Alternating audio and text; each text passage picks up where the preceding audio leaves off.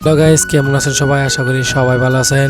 তো ফাইনালি আজকে যাবো ধানের আড়ি বানবার নিগে। ধান কাটা হয়েছে 3-4 দিন আগে, ধান কেটে হয়েছে। তো আজকে আড়ি বানবার ধান লাগে। তো গাইস ভিউটা দেখেন, সকালকার সকাল আর ক্ষেতের ভিউটা। তো ভিউটা অনেক সুন্দর। তো আমরা খেতেছি আমাকে খেতে। তো দেখেন গাইস, ওই জন্য হসাঘাত পুনছে। তো একটু বড় হইলে আপনারা দেখামো।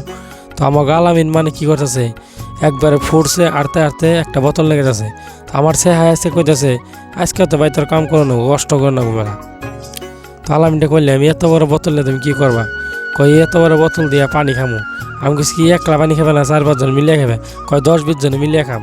তো আমাকে আলামিন আরম্ভ করে দিল আজকে ধানের আড়ির কেমন ই বান্ধব নাকি আলা বানান নাকি। তো ওই আলাটা আমি বানিয়ে এনে দেখে অতি আমার শিখাই দিয়েছে। তো অর্ডে দেখে আমি আরম্ভ করে দিলাম আলা বান্ধা। তো আলা বান্ধা আমারটা কেমন হয়েছে তো আপনারা কমেন্টে জানাবেন। তো আমি জীবনে বান্ধি না, তাও আমি একটু পেঁচে মেছে এম্বা করে থিয়ে দিলাম। তো কি এমন করে করলাম।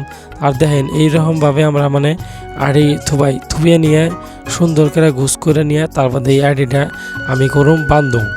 তো বানবার গেলে যে কষ্ট, এই কষ্টটা আপনারা যারা যারা খেত করেন তারাই জানেন। আর এখন আমরা ব্যক্তি দিয়ে এখন চা খামো। তো চাটা খাইয়া আজকে দেখেন সব বাড়ি বান্ধা শেষ, মেলা আড়ি বান্ধা শেষ দিছি।